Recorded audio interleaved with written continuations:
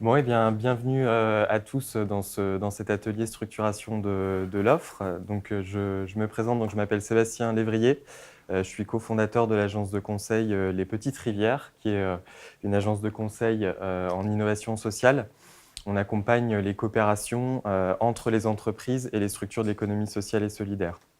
Donc en fait, on accompagne les entreprises à démarcher des structures de l'économie sociale et solidaire pour faire des achats responsables ou de la co-création de services. Et on accompagne parallèlement les structures de l'ESS à se développer commercialement, à entrer dans des stratégies de développement commercial. Et puis on peut travailler aussi avec des collectivités en tant que facilitateur de ces partenariats entreprises, structures de l'ESS pour organiser par exemple des conventions d'affaires. Donc on est une entreprise sociale, on est une SAS immatriculée économie sociale et solidaire et on évalue notre impact social au regard des connexions qu'on crée entre les structures de l'ESS et les entreprises. Donc, stratégie de développement commercial des entreprises, c'est ce dont je vais vous parler aujourd'hui. Il y a quelques préambules rapides, mais l'idée, c'était aussi de se dire, c'est qu'est-ce qu'une stratégie de développement commercial quand on est dans l'ESS pour une entreprise classique. En tout cas, il y a une définition, c'est celle-ci. La stratégie commerciale regroupe l'ensemble des solutions et des méthodes employées pour adapter l'offre de produits et de services à la demande, mais aussi pour s'imposer face à la concurrence. Donc on parle bien de s'imposer face à la concurrence.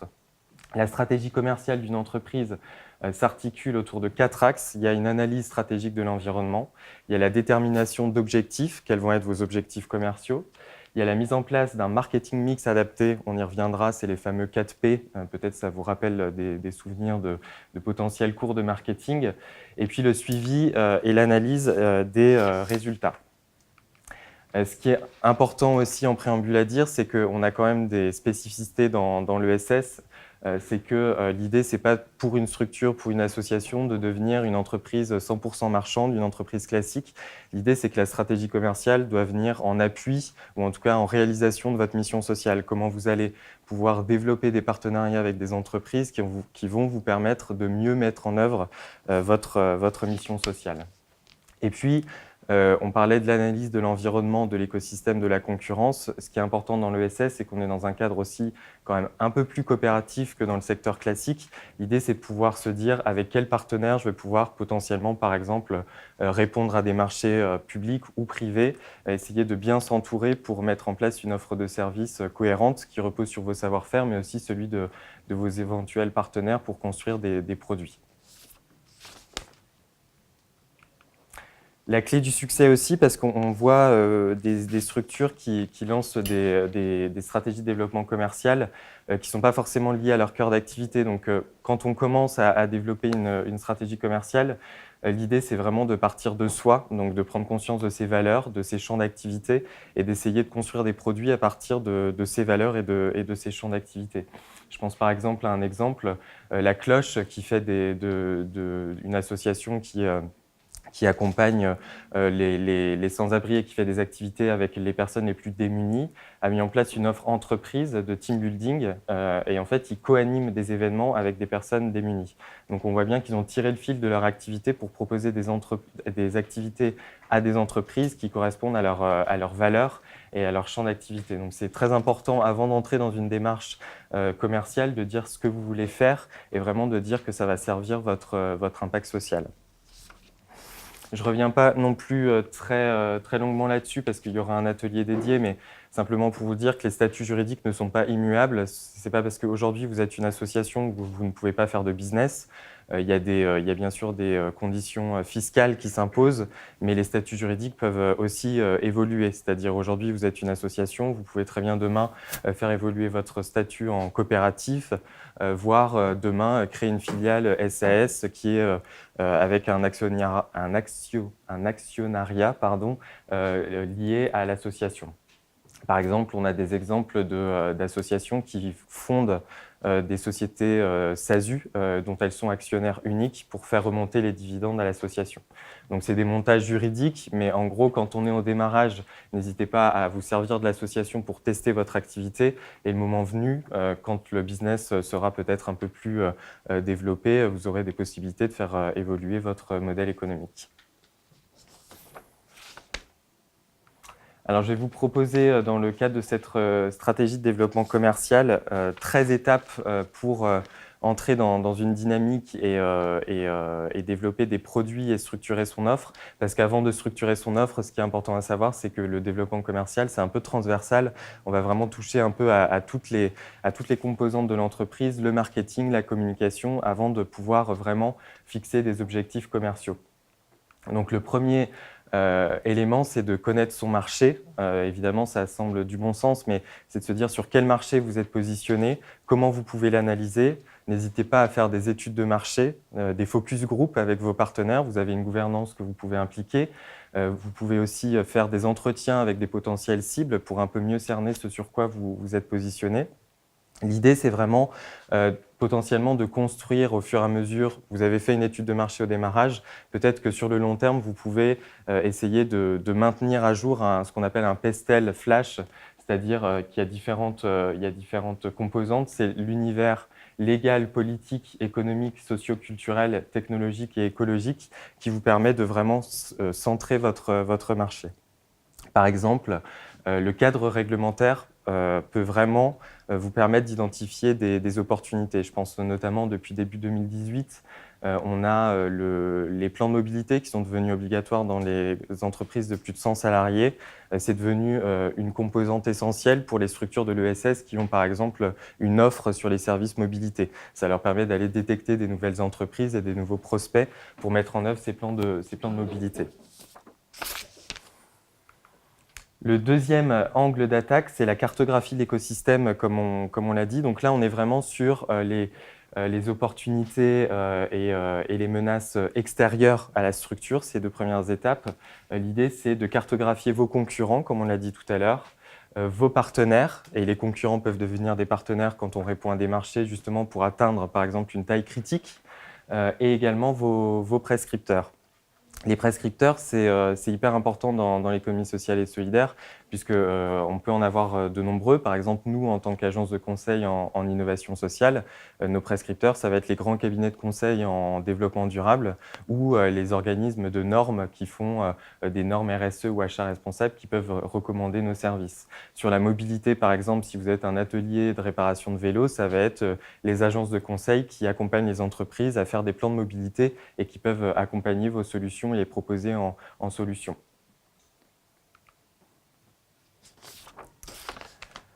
Suite à ces deux étapes, vous pouvez faire l'inventaire de vos forces et faiblesses commerciales. Donc là, on est vraiment sur plutôt l'univers interne de votre structure. L'idée, c'est vraiment de dresser un état des lieux interne de ses forces et de ses faiblesses. Si vous ne pouvez pas faire appel à un consultant externe, vous pouvez faire un autodiagnostic de ses forces et faiblesses. Je vous ai mis un tableau. En fait, on va vous distribuer un livret qui va reprendre l'ensemble de ces outils. Mais là, c'est quelques questions que vous pouvez vous poser quand vous voulez entrer dans une démarche de structuration de votre offre. C'est de se poser différentes questions sur votre image et votre réputation aujourd'hui. Qu'est-ce qu'elle est aujourd'hui? Comment vous pouvez l'améliorer? Quels sont ses points de progression? L'organisation et les compétences internes, si vous voulez lancer une énorme stratégie commerciale, qui va la mettre en œuvre? Est-ce que vous êtes en capacité de développer ce pourquoi vous vous engagez? Les outils de communication, on a tous des plaquettes, des sites internet, on fait tous des pitchs, mais est-ce qu'ils sont vraiment adaptés à une cible d'entreprise que vous visez? Et puis les actions commerciales, se dire que celles que vous avez déjà menées, quel retour vous en faites? Si vous avez participé à des salons, combien de personnes sont venues vous parler? Est-ce que l'investissement était à la hauteur de ce que vous espériez pour pouvoir avancer là-dessus? Est-ce que vous répondez à des marchés publics? Est-ce que vous avez vocation à répondre à des marchés privés? Enfin, c'est toutes ces questions qu'il faut vous poser pour faire ce diagnostic. Et l'idée, donc, c'est de dresser un SWOT ou la FOM, les atouts, forces, opportunités et menaces qui vont vous permettre vraiment de poser le cadre de votre stratégie commerciale et de vous dire au fur et à mesure, voilà, ce sur quoi je peux compter comme clé de succès de mon développement commercial et les actions que je vais devoir imaginer pour pallier aux menaces qui s'imposent sur le marché et à mes propres faiblesses. Donc ça, c'est un peu le cadre générique. Ensuite, on entre vraiment dans la stratégie de structurer son offre commerciale par la segmentation du marché. Donc la segmentation, c'est un terme marketing qui signifie diviser ses potentiels clients en groupes homogènes dont les membres ont en commun d'avoir des comportements et des besoins similaires. Donc, dans votre entreprise, vous avez tous des différentes cibles. L'idée, ça va être de se dire qui sont ces cibles, quels sont leurs besoins, comment je peux les identifier. Parce qu'ensuite, l'idée, c'est de leur proposer des solutions sur mesure. Vous n'allez pas avoir 3-4 produits que vous allez proposer à tout le monde. Il va y avoir des adaptations vis-à-vis des cibles pour être le plus pertinent possible et déclencher une relation commerciale.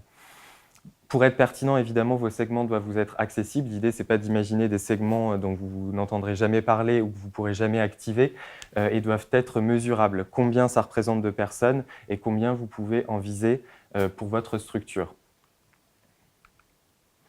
Donc, il y a différents critères sur la segmentation du marché qui peuvent être pris en compte pour segmenter le marché. La taille de l'entreprise, est-ce que vous visez des grands groupes? Est-ce que vous visez des grands groupes de la défense, du cœur de Paris, d'un autre territoire? Le secteur d'activité, est-ce que vous visez plutôt l'informatique, les banques, etc. Le type de contact en interne de ces entreprises, est-ce que vous allez viser les services achats responsables, RSE, des équipes opérationnelles liées à votre métier, la zone géographique dont on a parlé, et puis les attentes de l'entreprise par rapport à votre solution. Comme on l'a dit tout à l'heure, ça peut être moi j'ai besoin de solutions pour répondre à une démarche réglementaire, les plans de mobilité. Ça peut être des solutions pour leur politique RSE. Donc du coup, vous allez plutôt mettre l'accent sur un produit et valoriser votre impact social. Ça peut être aussi des entreprises qui vont venir vous chercher parce qu'elles répondent à des marchés publics qui intègrent des critères sociaux et elles vont chercher des solutions du côté de l'économie sociale et solidaire pour répondre au marché ou pour mettre en œuvre ce marché. Donc tout ça, ça va vous donner des pistes pour segmenter votre marché et imaginer différents types de cibles pour lesquelles vous allez proposer vos produits. Quelques exemples de segmentation dont je voulais vous parler. Du coup, ça peut être effectivement si vous êtes plutôt sur une approche démarcher les clients en RSE. Ça peut être les services RSE des grandes entreprises. Ça peut être les services développement durable dans les collectivités locales. Ça peut être les personnes en charge des partenariats dans les conciergeries d'entreprises qui référencient des fournisseurs de l'ESS. Ça peut être des secrétaires des comités d'entreprise. Et ça peut être des directeurs d'agences de communication événementielle si vous proposez du team building. Ou dans les PME, ça peut être directement le gérant. Une fois qu'on a segmenté son marché, l'idée c'est de définir ses cibles prioritaires. Donc la segmentation du marché, c'est vraiment le champ des possibles de tous les produits, enfin de toutes les cibles que vous pouvez atteindre à travers vos produits. Et l'idée du ciblage, c'est de se dire parmi tous ces segments de clientèle imaginables, dans ma stratégie, quels vont être les 2 ou 3 segments que je vais attaquer en priorité. Parce que l'idée, c'est de se dire, soit vos cibles ont des besoins similaires. Dans ce cas-là, vous allez développer une stratégie marketing indifférenciée, c'est-à-dire que ça soit une grande entreprise en démarche de RSE, une PME, ça sera la même chose, ça sera les mêmes outils de communication, ça sera les mêmes canaux pour aller à la rencontre. Donc, il n'y aura pas forcément besoin de développer des strates différentes dans votre stratégie marketing. Mais le fait est que généralement, si vous avez segmenté votre marché, c'est que la stratégie marketing sera différenciée et que vous aurez donc des outils à construire selon les différentes cibles.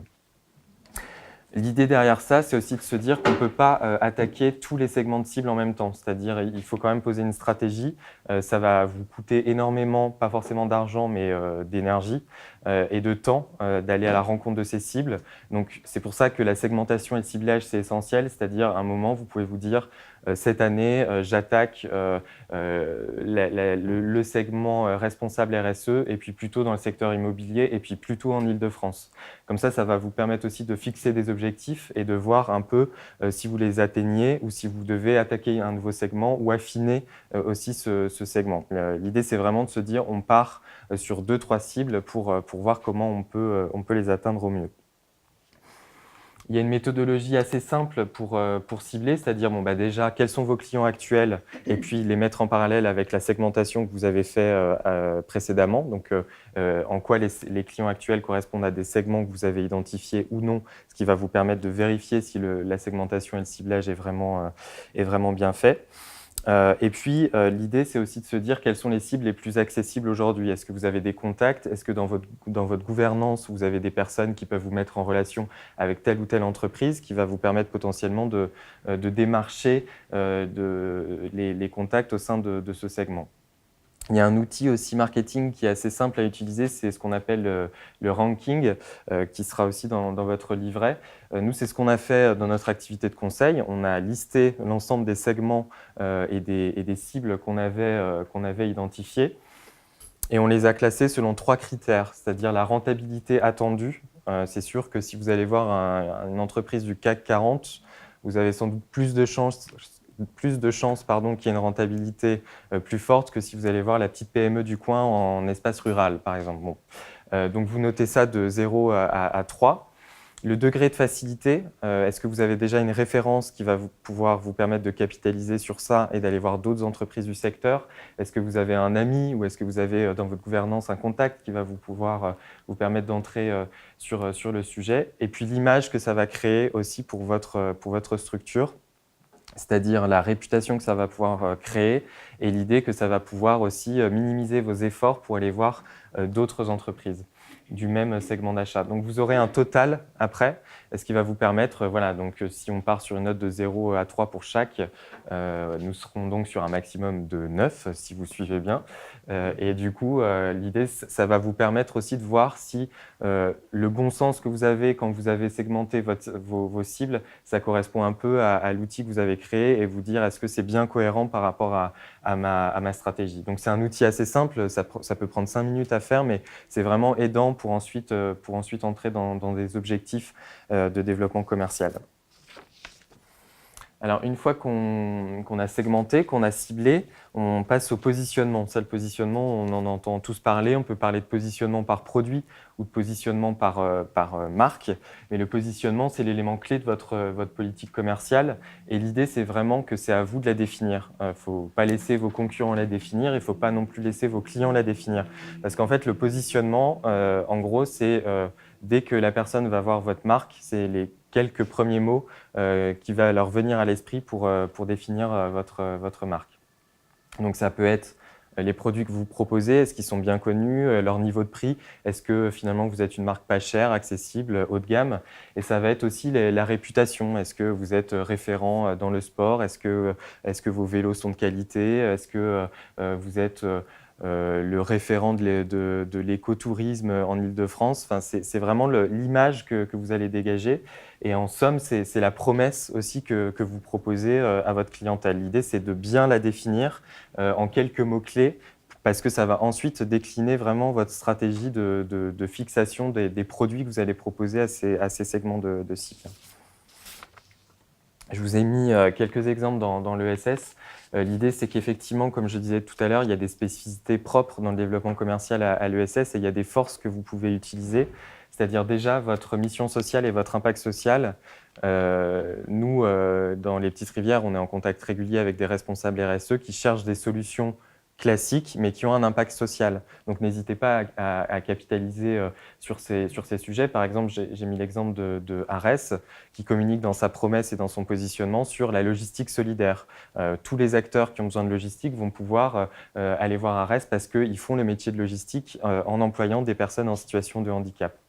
Il y a aussi le côté territoire. Vous êtes sur un territoire en tant que structure de l'ESS et ça peut être vraiment un argument pour votre client. Il y a différentes structures qui le mettent en avant, comme Cycle Heureux, qui est un atelier de réparation et de vente de vélos à Toulouse, qui communique sur le vélo éthique et unique Made in Toulouse.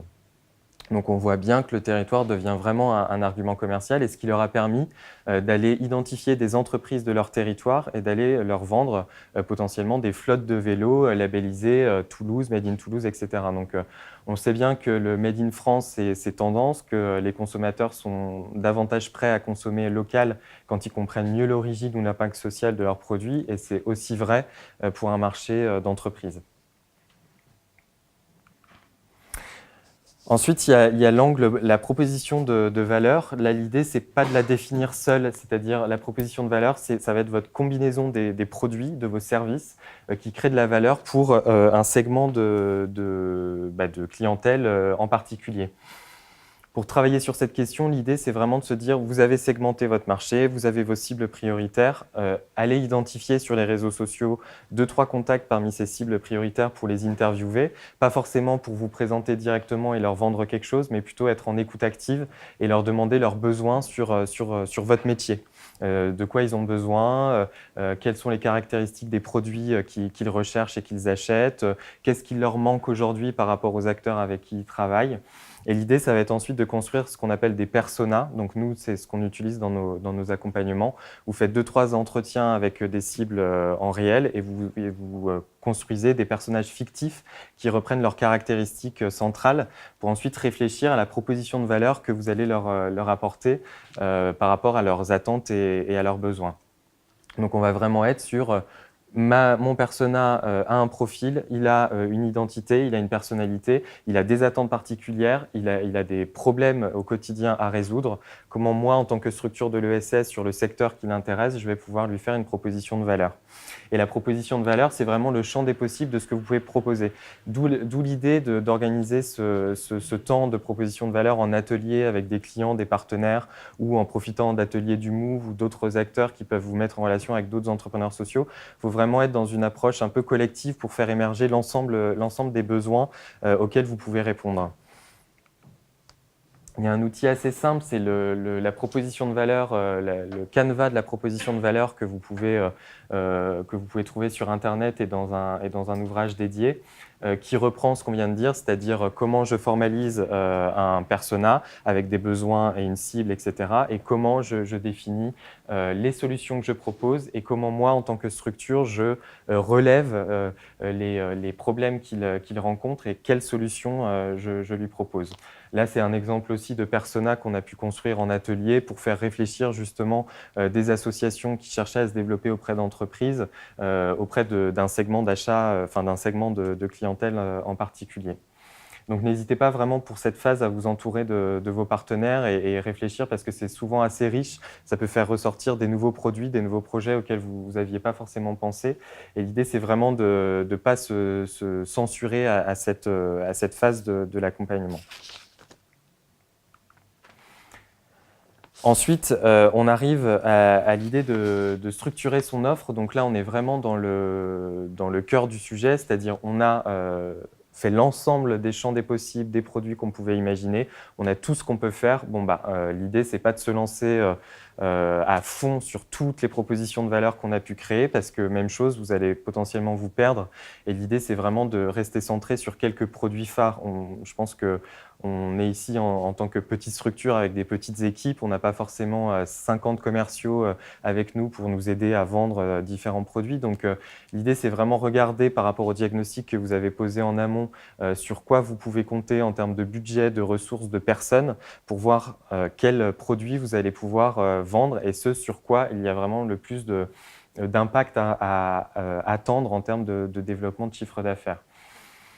Donc la première chose, c'est de faire attention à la lisibilité de votre offre. On voit beaucoup de structures de l'ESS quand on visite les sites internet avec l'ensemble des produits qu'ils peuvent proposer et finalement ça rend la chose complètement illisible et on ne sait pas dans quelle case caser justement la structure. C'est assez humain, un acheteur il a besoin de catégoriser votre structure et si vous lui proposez trop de champs des possibles, il ne va pas savoir où vous classer. Donc l'idée, c'est de ne pas commercialiser et de communiquer sur tout, mais vraiment de faire des choix de produits et de rationaliser votre offre. On a différentes structures qui proposent un catalogue de produits. Ça semble une solution assez intéressante pour structurer son offre, c'est-à-dire on liste vraiment tous les produits, toutes les offres qu'on fait. On a un catalogue et dans nos entretiens commerciaux, on les déploie et on raconte l'histoire de ces produits. Ça, c'est vachement intéressant d'avoir ce catalogue, mais comme un outil interne, c'est-à-dire ça va vous rassurer sur votre capacité à faire telle ou telle chose, mais en entretien commercial, mieux vous capitaliser sur quelques produits phares, et notamment ce qu'on appelle les produits d'appel, c'est-à-dire si vous êtes par exemple sur le team building, que vous proposez de l'animation de team building sur 2 jours, essayez de proposer peut-être un produit d'appel qui est plutôt un événement de 2 heures, pour permettre à un acheteur potentiellement de se dire « ça, c'est facilement activable, je peux l'acheter directement » et ensuite construire une relation sur le long terme pour essayer de vendre ce produit un peu plus rentable. Mais l'idée, c'est de faire entrer le client dans votre scope de développement commercial avec un produit d'appel. Ça, c'est assez important. Sur ces produits, il faut capitaliser sur vos savoir-faire. Dans la proposition de valeur, vous avez pu faire émerger plein de choses avec une construction en partenariat. L'idée, c'est un peu de mixer, c'est-à-dire si vous avez besoin de partenaires, n'hésitez pas à vous entourer d'eux pour construire des produits, mais capitaliser sur vos savoir-faire et vos éléments différenciants. Qu'est-ce qui fait que ces produits que vous allez proposer à tel ou tel directeur RSE va être différent de ce que propose aujourd'hui la concurrence? Donc, c'est vraiment sur ça que vous allez devoir mettre l'accent sur votre structuration d'offres. Il y a un outil aussi assez simple pour rationaliser son offre. Donc, comme je le disais, éviter le catalogue de produits, mais proposer vraiment des solutions marché. C'est-à-dire, vous avez étudié les besoins de votre clientèle, répondez à ce besoin en lui proposant les produits les plus adaptés à ce besoin. Vous pouvez rationaliser en vous disant, parmi les produits que j'ai choisis, vous listez les différents produits, vous listez vos différents segments de clients et vous regardez à quel type de clients vous pouvez vendre tel ou tel produit. Ça va vous permettre aussi de vous rassurer en vous disant, je ne fais pas du sur-mesure pour chaque cible, mais je peux proposer des produits adéquats à plusieurs cibles en même temps. Ça va vraiment être une solution de rationalisation. Voilà, donc j'ai parlé du produit d'appel. Quand on va plus loin aussi, on parle de cycle de vie du produit. Donc là, ça va être plutôt sur des structures, par exemple dans le champ informatique, c'est-à-dire si vous proposez des solutions logicielles, vous savez très bien qu'il va y avoir des mises à jour, qu'il va y avoir des nouvelles versions. Donc dans votre structuration d'offres, n'hésitez pas à proposer des produits que vous allez mettre sur le marché donc en lancement. Il y a des produits qui vont être matures, donc qui vont être bien vendables, donc il faut aussi les communiquer. Et puis il va y avoir des produits en fin de vie. Vous savez que bon, le marché n'a plus forcément besoin de ce produit, il reste quelques opportunités. Vous pouvez les mettre aussi au catalogue, mais l'idée, c'est vraiment de varier pour ne pas donner à l'acheteur l'impression que vous lancez tout en même temps, mais que vous avez structuré une offre de produits avec un cycle de vie de ces produits qui soit adapté. Alors, on en vient au marketing mixte, qui est un peu la question centrale une fois qu'on a conçu son offre de valeur, qu'on a choisi les produits qu'on allait mettre en avant. Le marketing mix, c'est les fameux 4P comme produit, prix, place et promotion. Donc là, l'idée, c'est pas forcément de passer 1000 heures sur le détail de chaque produit, mais c'est vraiment faire l'effort de se dire j'ai choisi 3-4 produits, et ben, je les décris au maximum pour affiner mon fonctionnement et comment je vais pouvoir les mettre sur le marché. Donc, c'est-à-dire que pour chaque produit, vous allez décrire ses caractéristiques, c'est-à-dire vous avez un produit, comment il fonctionne, est-ce que vous prévoyez des garanties, est-ce qu'il y a un service après-vente, enfin, ça va être toutes ces questions que vous allez devoir intégrer parce que ça va vous permettre ensuite de fixer le prix.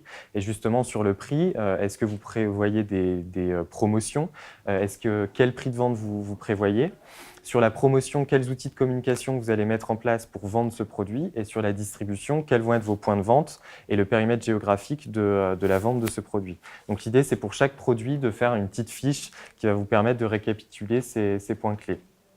L'idée, ce n'est pas forcément d'entrer vraiment dans le détail de la stratégie marketing, mais de vous fixer des objectifs et de réfléchir vraiment en se disant est-ce que mes produits sont assez similaires? Est-ce que ça va me nécessiter de développer un réseau de distribution spécifique? Est-ce que je vais devoir créer 5 ou 6 plaquettes parce que mes produits sont tellement différents, avec des cibles tellement différentes que ça va être compliqué d'être avec les mêmes outils et ça va vous permettre vraiment aussi de fixer vos objectifs commerciaux. Alors oui, je voulais juste faire un petit point sur comment fixer le prix. Donc, je ne suis pas forcément expert de cette question de fixer un prix, mais l'idée, c'est vrai que quand on réfléchit à se lancer dans une démarche commerciale, fixer un prix, c'est vraiment la question centrale qui vient, c'est-à-dire combien je vends mon produit pour qu'il soit le plus vendable possible et qu'il soit en lien avec ce qu'on appelle le prix psychologique, c'est-à-dire à quel prix maximum est prêt à acheter le consommateur mon produit. La définition du coût de revient pour France Entrepreneur, c'est la somme des coûts que vous supportez pour mettre sur le marché le bien ou le service considéré, et c'est à tous les niveaux. C'est-à-dire, ce n'est pas uniquement les matières premières dont vous avez besoin pour concevoir le prix, c'est aussi la fabrication, la distribution et la promotion. Comment comment les sommes que vous dépensez pour créer des outils de communication pour ce produit, vous les réaffectez aussi au produit pour atteindre un équilibre et aussi fixer votre marge commerciale. Donc un coût de revient, ça inclut les coûts directs et les coûts indirects. Et l'idée, c'est de se dire quel est ce coût de revient pour fixer une marge et dégager du bénéfice. Vous n'aurez pas de chiffre d'affaires si vous ne prenez pas en compte le coût de revient et les coûts, évidemment, que ça peut prendre en compte. Et vous êtes dans une activité commerciale, donc n'hésitez pas vraiment à prendre le temps d'étudier ce coût de revient et savoir combien ça vous coûte pour pouvoir le vendre sur le marché. On en vient ensuite à justement se fixer des objectifs commerciaux en tant que tels. Donc là, on est vraiment dans le vif du sujet de la stratégie de développement commercial. Il faut vous fixer des objectifs commerciaux par produit et vous dire qu'est-ce que vous voulez faire en fait. Parce qu'on peut structurer son offre, on peut inventer des produits. Ça reste la stratégie marketing, c'est très bien. Vous aurez élaboré des outils un peu théoriques et adaptés à votre structure, mais quelle est votre volonté derrière tout ça? Quel objectif vous voulez atteindre? Donc, une stratégie commerciale, ce n'est pas forcément la clé du succès assuré. Ce n'est pas parce que vous avez un joli document avec un marketing mix que tout de suite, ça va prendre et ça va se vendre. L'idée, c'est vraiment que ça va vous permettre d'établir une vision, de vous fixer des objectifs et de voir ce qui marche et ce qui ne marche pas. Et du coup, de pouvoir réadapter aux besoins, faire pivoter ce qu'on appelle des produits, c'est-à-dire réadapter ces caractéristiques pour que ça convienne mieux au marché. Quel chiffre d'affaires vous voulez vous fixer par rapport aux ressources que vous avez disponibles en interne et que vous avez identifiées dans votre diagnostic. Là, ça va être hyper important parce que ça va décliner ensuite votre plan d'action. On a un outil assez simple qu'on utilise nous dans notre activité de conseil, dans notre propre activité. C'est de se dire, voilà les produits qu'on veut vendre en priorité cette année. Quelles sont les cibles qu'on avait fixées dans le ciblage? Quel est le prix de ce produit? Et combien je vais en vendre. C'est-à-dire, aujourd'hui, est-ce que j'en ai vendu un qui fait que je peux peut-être avoir une référence et mieux communiquer dessus et en vendre un deuxième? Est-ce que c'est un produit de lancement, donc je vais y aller doucement, je vais peut-être essayer d'en vendre un? Est-ce que c'est un produit d'appel et là, je vais pouvoir en vendre 5-6 dans l'année? L'idée, c'est de vous fixer des objectifs par produit pour vous inciter à aller vers les cibles les plus appropriées à cette vente de produits, à développer les outils de communication les plus adaptés et à pouvoir adapter et vous faire des points réguliers en équipe sur voilà, est-ce que j'ai atteint ces objectifs, comment je peux réadapter mes éventuels produits et comment je peux dégager le chiffre d'affaires que je m'étais fixé. Donc n'hésitez pas à vous poser ces questions-là à ce stade, c'est-à-dire ça ne sert à rien de se les poser avant d'avoir fait ce travail d'identifier les produits et de structurer son offre parce que ça sera un peu à vide. Vous pouvez le faire, mais l'idée, c'est vraiment de se poser les questions. Quel chiffre d'affaires vous voulez atteindre cette année? Est-ce que c'est une question d'équilibrage par rapport à des subventions ou est-ce que vous avez un objectif vraiment réel de développer ce chiffre d'affaires? Est-ce qu'il est cohérent avec les moyens que vous avez fixés et le budget que vous pouvez avoir et le temps que vous pouvez y passer? Et puis, quelle répartition vous voulez faire par rapport aux produits que vous vous êtes fixés? L'idée aussi qui est intéressante dans les accompagnements qu'on peut faire, nous, aux Petites Rivières, c'est que ce document, on le partage avec la gouvernance et les bénévoles, notamment quand vous avez des bénévoles ou même des amis ou des personnes proches, parce que ça peut toujours détecter, les personnes peuvent détecter des opportunités. C'est-à-dire, on a eu le cas en atelier d'une bénévole qui disait « Ah, mais moi, ma fille travaille dans telle entreprise, du coup, ce produit, peut-être que si vous avez une plaquette… » voilà, l'idée, c'est de partager avec votre univers proche, parce que l'idée, c'est de construire une vision d'entreprise. Ce n'est pas votre vision uniquement d'entrepreneur c'est votre vision d'entrepreneur, mais il faut emmener votre équipe, si vous avez des personnes avec vous, dans ces objectifs pour les partager, parce que chacun peut aussi, à son niveau, qu'il soit en contact avec vos bénéficiaires ou avec des clients ou avec des partenaires, chacun peut aussi présenter l'offre de service que vous avez. Alors là, je vais passer rapidement parce que vous aurez d'autres ateliers sur cette thématique.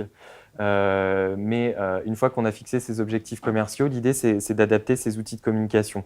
Nous, on préconise souvent de travailler sur 3 outils et en même temps, pas convaincu qu'il y en existe des centaines d'autres, mais il y a le site internet. C'est-à-dire que là, si dans le cadre de ce programme, vous voulez travailler sur les coopérations avec les entreprises classiques, l'enjeu numéro un, c'est que l'entreprise, elle trouve directement votre offre de service. On voit des sites notamment qui parlent aux bénéficiaires, à vos bénéficiaires, ça c'est très bien, mais si vous proposez une offre entreprise, il faut que facilement l'entreprise, elle ait une page, qu'elle voit les produits que vous leur proposez et qu'elle puisse identifier en 30 secondes ce pourquoi vous pouvez lui être utile. Je vous ai donné quelques exemples, mais par exemple, bon, on a une grande structure qui est Unicité, qui, elle, a un site dédié à son offre entreprise. Après, on a des startups qui proposent simplement une entrée par cible pour pouvoir identifier très rapidement les pages vers lesquelles les acteurs peuvent avoir recours. Donc, n'hésitez pas à développer ça. Ensuite, les plaquettes. L'idée, souvent, on a une plaquette qui présente globalement l'histoire de notre structure parce qu'en tant qu'entrepreneur, on est assez fier de dire qu'on a été créé en telle date, qu'on a fait ci, qu'on a fait ça, et notre origine, etc. Bon, bah ça, c'est très bien sur une page du site, mais sur la plaquette, l'idée, c'est d'avoir un document vraiment, notamment si vous visez des entreprises, hyper percutant avec les logos des référents, les quelques produits que vous proposez, une photo de votre équipe et de vous, et vous montrer un peu de storytelling, parce qu'il faut que ça soit un document vraiment commercial. Ce n'est pas un document de présentation de votre structure, c'est un document de pré-vente, donc il faut vraiment l'adapter à ce besoin. Et puis le pitch, je n'y reviens pas, mais on a co-créé avec l'agence Les Beaux Jours un support qu'on a mis en open source, si vous voulez le voir, pour créer un pitch visuellement et oralement qui correspond aux besoins des acheteurs publics ou privés.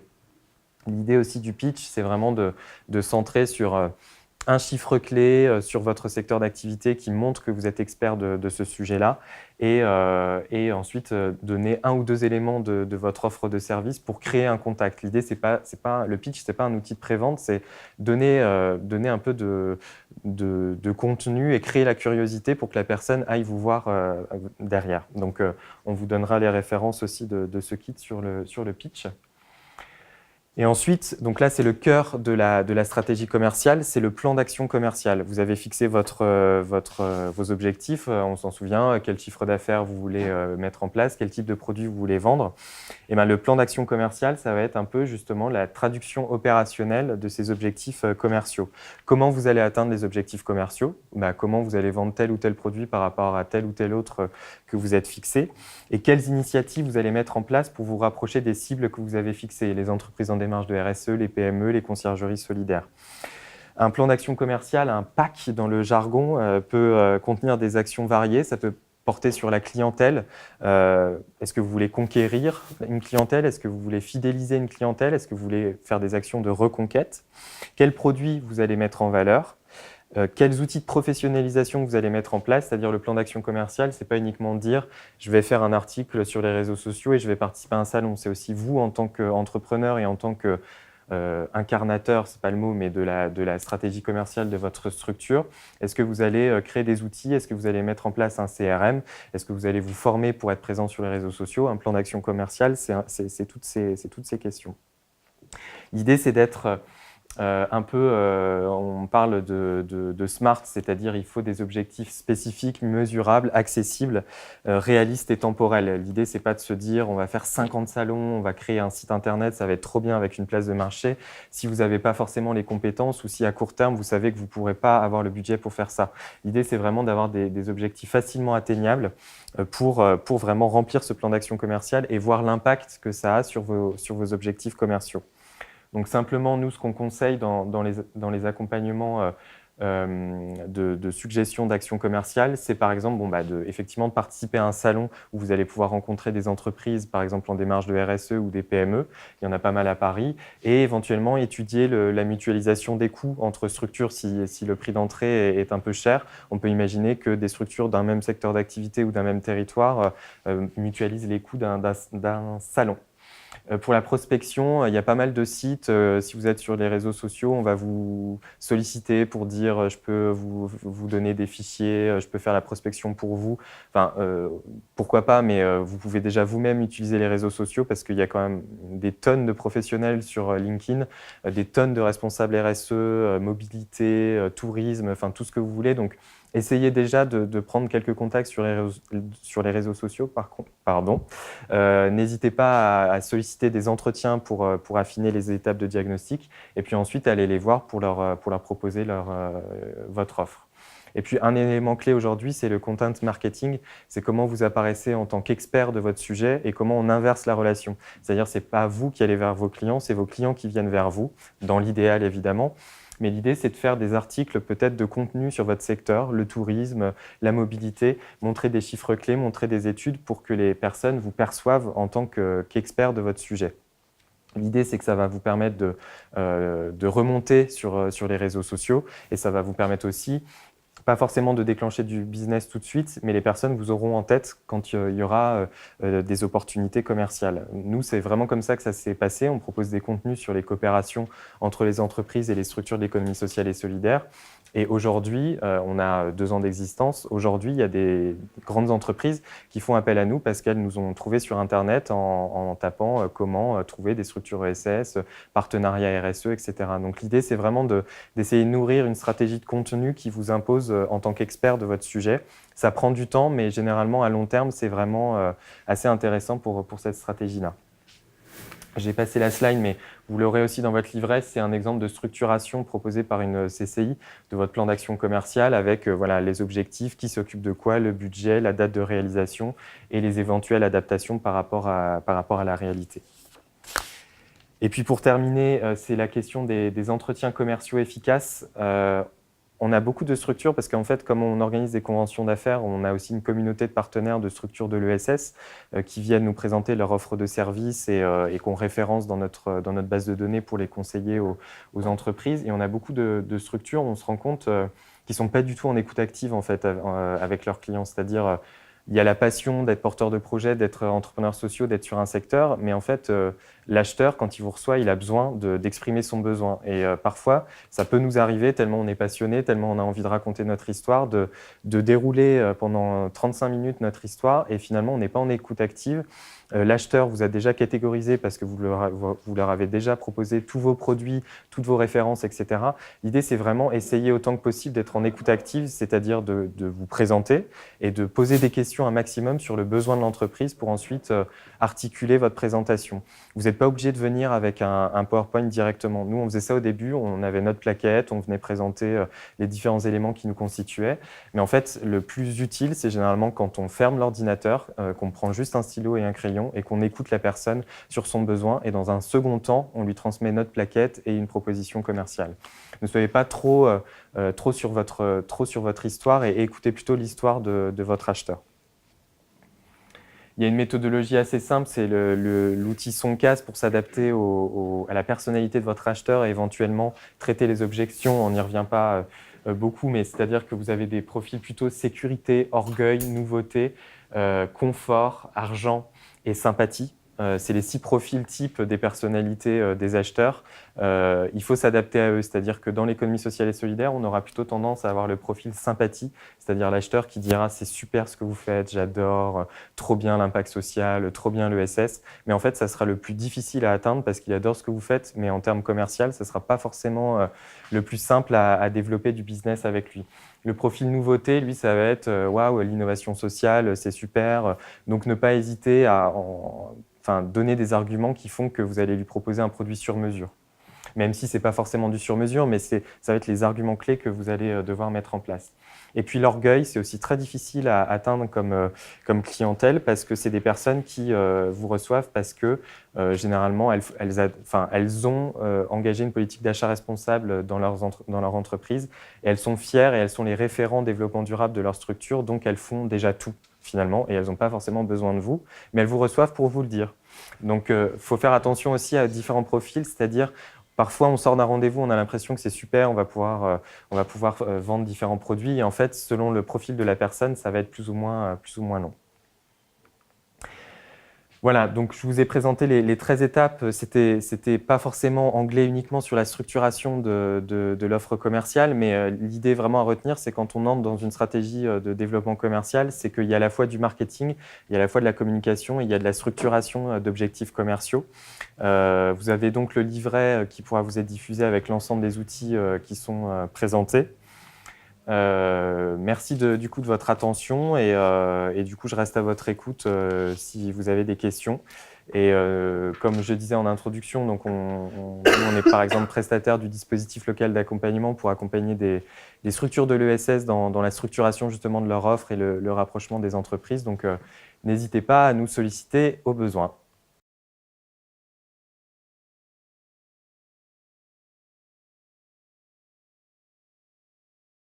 En fait, le catalogue, je pense que c'est très bien de l'avoir et de l'avoir vraiment structuré parce que ça va vous permettre déjà de...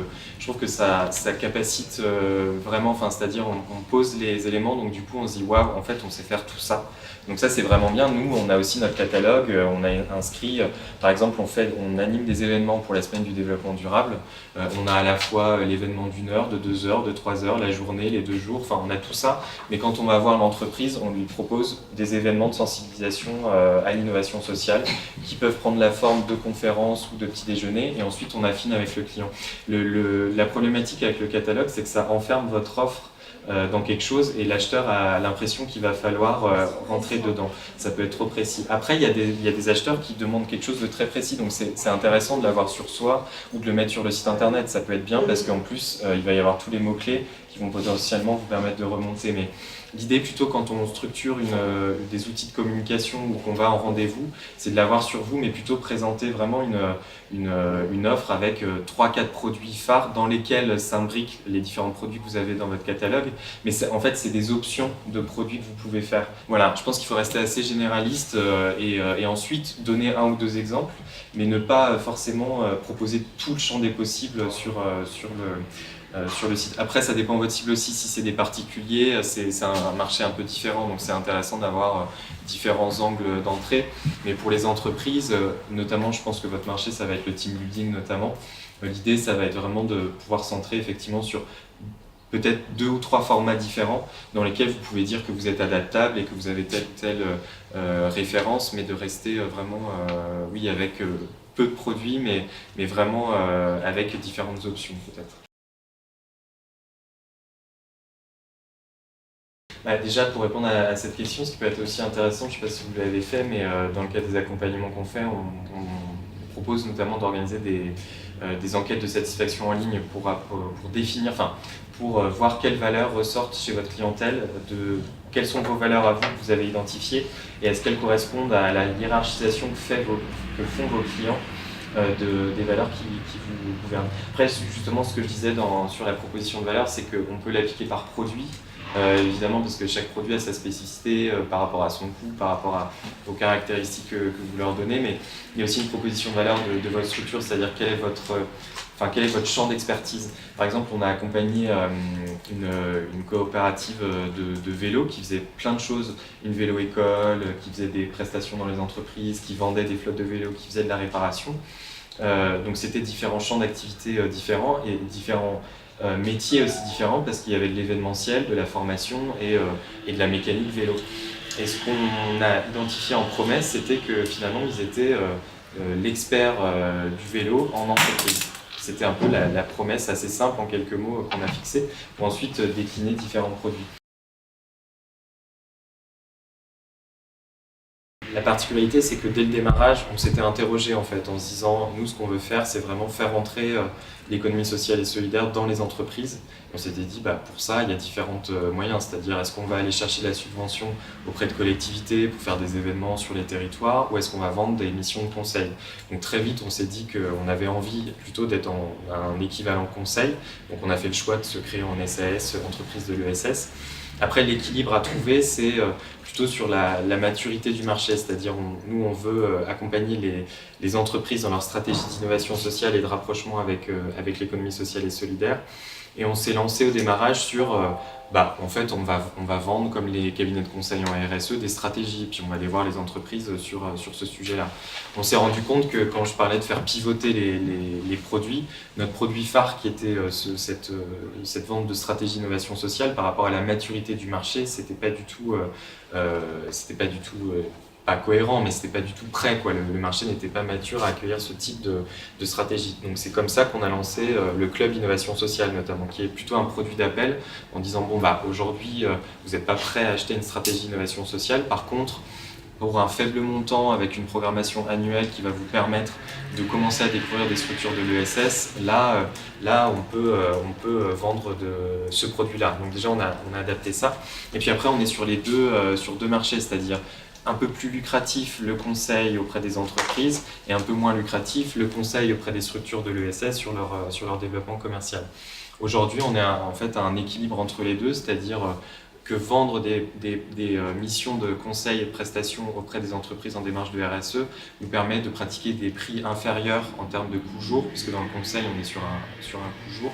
On a un coût jour inférieur pour l'accompagnement à l'ESS. Mais ce qui est intéressant justement, et ce que je disais au démarrage, c'est ce côté cohérence avec le projet global. C'est-à-dire que quand on s'est positionné, nous, ce qu'on avait envie de faire, c'était vraiment développer des coopérations opérationnelles entre les entreprises et les structures de l'ESS. Et du coup, accompagner l'ESS, finalement, dans notre mission sociale, c'est assez cohérent avec le fait qu'on accompagne les entreprises elles-mêmes à se développer auprès de l'ESS. Et finalement, faire ces missions auprès de l'ESS, même si elles sont moins lucratives, elles nous permettent de renforcer notre communauté de partenaires B2B, elles nous permettent de faire émerger des nouvelles offres B2B dans les structures ESS et du coup, de mieux conseiller les entreprises à développer de nouvelles relations avec les structures. Donc, je pense qu'il y a aussi cette notion de cohérence globale à se dire comment sur notre métier, on essaye de développer des offres qui correspondent à notre mission sociale et en même temps à notre cœur d'activité.